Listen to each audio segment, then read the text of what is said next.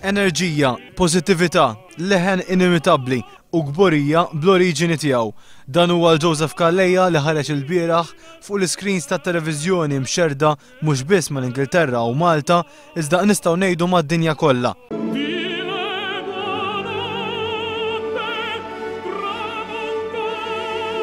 Il-parteċipazzjoni tiegħu f'The Last Night of the Proms li ttella fil-Royal Albert Hall ta' Londra kienet immarkata bl-interpretazzjoni ta' Nessun Dorma ta' Puccini.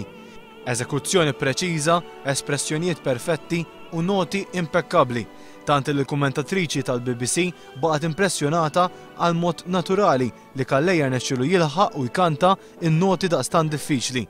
Well, just listen to that response to Nessun Dorma by Puccini. Maltese flags waving in the crowd here for Joseph Calleja. And in case you were wondering, yes, that was a high B that he so effortlessly performed at the end of that aria. A high A as well, goodness me. L-applawżi ma rridu jispiċċaw qatt. Fuq wiċċ Calleja l-espressjoni tiegħu kienet tgħid kollox.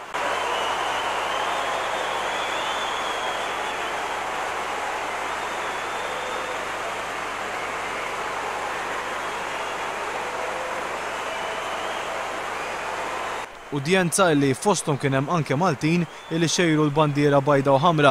Mument ieħor li joltok kien meta Calleja libes tracksuit bil-Union Jack ħareġ ikkanta r-Rule Brittanja. Iżda minn taħt kien libes flokk iswed bis-salib tal-Kavallieri. F'messaġġ li ġie interpretat bħalli kieku wieħed irid jgħid ser inkanta b'qalbi kollha din id-diska tal-Ingliżi imma jiena Malti. Minn fuq l-istage waddab ukoll briered bis-salib tal-Kavallieri.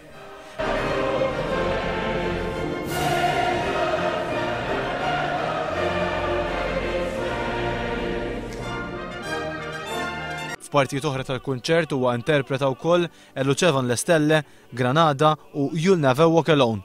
Apparti dawk fir-Royal Albert Hall u l-eluf li segwew minn Hyde Park f'setup apposta, udjenzi kbar raw dan il-kunċert minn mad-dinja kollha.